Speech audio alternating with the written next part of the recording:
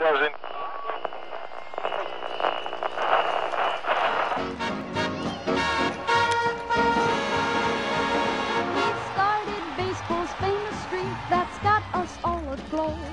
He's just a man and not a free. Joltin' Joe DiMaggio. Joe DiMaggio, we want you and I. He tied the mark at 44 July. Hola, soy Antonio Rosique. Hoy te contaré la historia de un sabio. Sí, la de un hombre que dedicó toda su energía, sus días y sus noches a un juego maravilloso. Y gracias a él, hizo de su vida una aventura apasionante.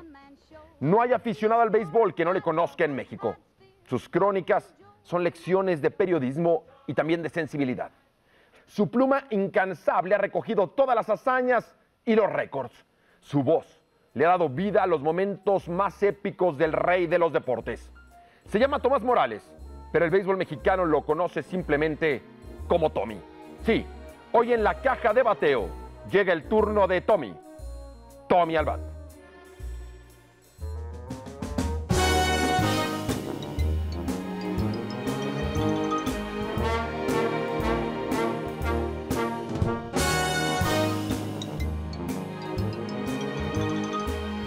Me llamo Tomás Morales Fernández, me conocen como Tommy al bat. El señor Antonio Andere, cuando era director del periódico La Afición, donde trabajé 44 años, me puso el nombre a la columna.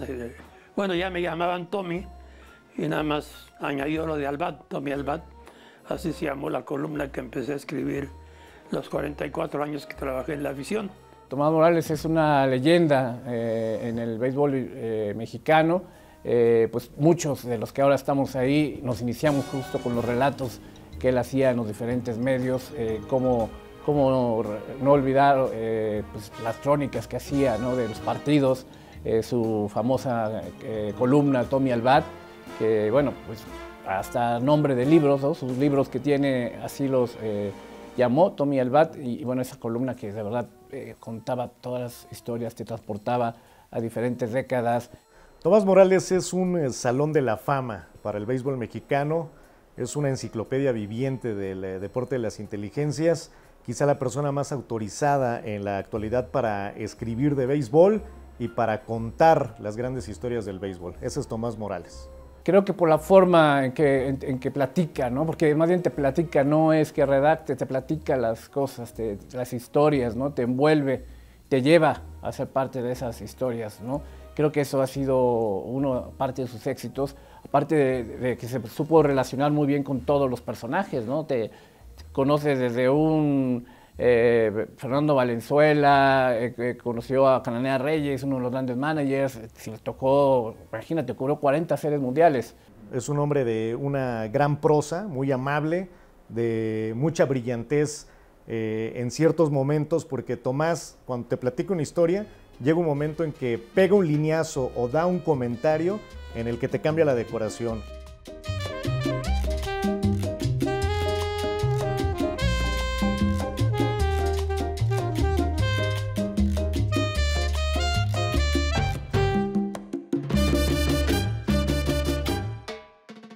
Le hablo de 1940 o al final del 39, que era maravillosa La Habana de entonces, era una ciudad fantástica, tenía todos los adelantos de América Latina, y ahí al llegar a La Habana conocí el béisbol. No sabía nada, empecé a aprenderlo. Con un radio de onda corta escuchaba las narraciones de Bo Cannell. Y luego ya empecé a conocer el béisbol. Me enamoré del Yankees. En La Habana, en Cuba, todo el mundo le iba al Yankees de Nueva York, me hice fanático de los Yankees.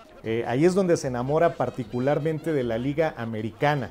Y ahí es donde él sigue aquella concatenación de los 56 días conectando un imparable de Joe DiMaggio.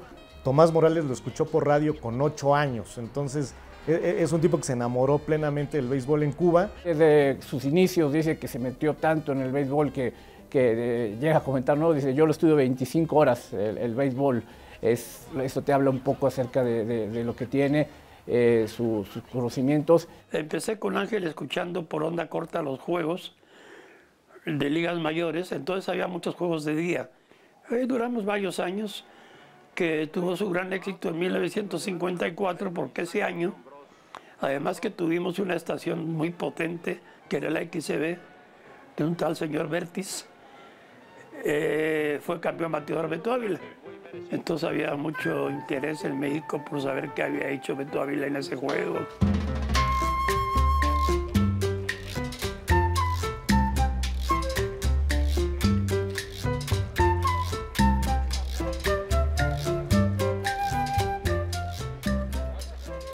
Coincide con una época dorada del béisbol mexicano. Sabemos que los 60, 70 fueron época dorada del béisbol mexicano, donde presidentes de la República iban a hacer inauguraciones, los artistas de moda acudían a los partidos de béisbol, todos querían aparecer ahí en el estadio, los jugadores en ese tiempo pues eran los ídolos del momento, ¿no? Esa era la gran fortuna de transmitir con Tomás, que tenías la enciclopedia al lado y que en cualquier momento él abría el cofre de los recuerdos y sacaba un dato que además era puntual en el momento en el que se requería. Lo que me he fijado es que desgraciadamente en México, en general, en México no existe el culto al pasado como lo existe, por ejemplo, de Estados Unidos. Es una de las cosas que más me gusta de Estados Unidos. Tú encuentras en internet la página de John Wayne y hasta la artista más menos famosa, ahí tiene su página de internet o la historia completa de su vida. En México no encuentras ni la de Jorge Negrete. Serie final de la Liga Mexicana de Béisbol para 1966. Tigres vencedor de la primera fase contra México, ganador de la segunda. Solo participan peloteros mexicanos. Se busca el vencedor en 4 juegos de 7. La serie se extiende a 6 encuentros.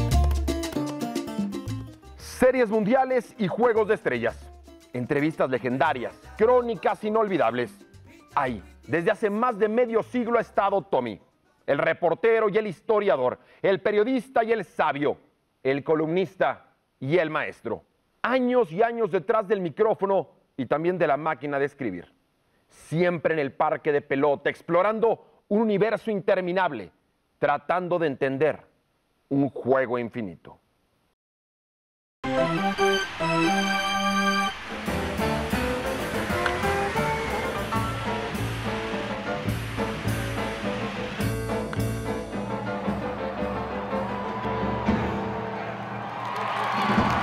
¿Cómo se reconstruye un partido de béisbol en la radio? ¿O cómo se reconstruía? Bueno, tienes que tener a alguien en una, ¿cómo le dicen? Tornamesa, ¿no? Donde se ponen los discos de antes, que creo que ya no los usan, ¿no? Ya últimamente no he ido a las estaciones de radio. Eran como long plays. O quizá era antes de long plays, cuando te estoy hablando de las reconstrucciones. Y había un disco que era puro público. Y el operador, cuando el cronista levantaba la voz por un jonrón, lo ponía más fuerte. Entonces ya parecía que era real, ¿no? En los vestuarios hay locura colectiva y ni el propio Alejo Peralta, dueño del club, se escapa del baño de champaña, tradicional en estas ocasiones. De esta manera, Tigres gana el gallardete del béisbol mexicano por segunda ocasión consecutiva. El cronista de alguna manera actuaba, el partido lo recreaba. No, y el operador tenía que estar al tanto, claro, con aviso del vas a subirle, y ya le subía cuando venía un jonrón o una gran jugada. ¿Qué tan difícil es o era para una persona recrear un partido? Imaginárselo y actuarlo, porque en realidad lo estás actuando. Bueno, en primer lugar tienes que tener o mucha imaginación o conocer a los jugadores. Tú sabes, por ejemplo, quién era Beto Ávila, y ya podías dar muchos datos de Beto Ávila, de cómo era, cómo jugaba, ya te lo pones en la cabeza, ¿no? Y no creo que sea nada fácil, ¿eh? Por eso el Mago Septién y Ángel Fernández, que los escuché reconstruyendo juegos, pues tienen un gran mérito.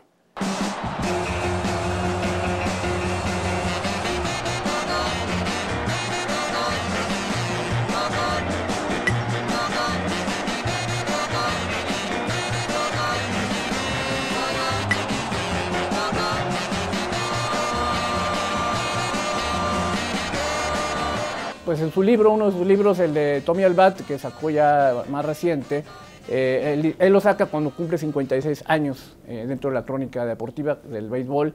Y bueno, dice, ¿por qué 56? No es un número cerrado, pero ese 56 es muy beisbolero. Sí.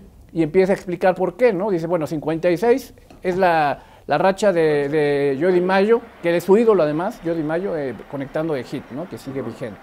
En el año de 1956, ya yéndonos al año, pues es el primer campeonato de los Diablos Rojos del México en su historia, entonces eso también lo recuerda bien. Recuerda que en 56 Mickey Mantle consiguió la triple corona de bateo con los Yankees de Nueva York. Y por si fuera poco, en el 56, Don Larsen lanza el único juego perfecto en la Serie Mundial.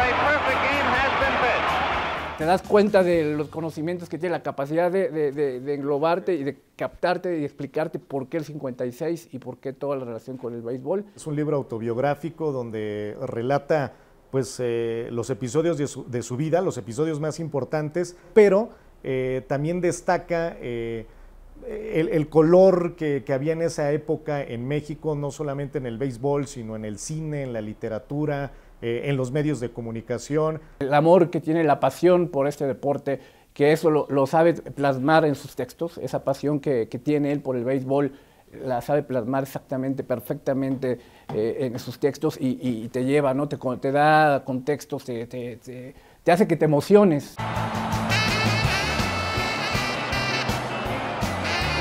Here at New York's Yankee Stadium, with 60,000 fans, the opening game of the 1937 World Series between the Yankees.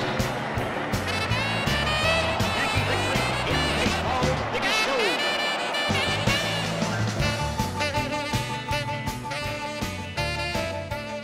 Conoció el béisbol a los 8 años y se enamoró perdidamente de él. 8 décadas más tarde, Tomás Morales sigue amando este fabuloso juego. Un deporte que le llevó de viaje por todo el mundo y que le llevó a conocer a los mejores peloteros de la historia. Tomás Morales, periodista y maestro, historiador y sabio. Un hombre que se atrevió a seguir al béisbol hasta donde el juego fuera capaz de llevarle. Y eso le permitió vivir una vida apasionante. Yo soy Antonio Rosique. Hasta muy pronto. Es un maestro, es un baluarte de la pluma y el periodismo, es un enamorado del béisbol y es un referente. Cuando se dice Tommy Morales, el sinónimo es béisbol y su historia.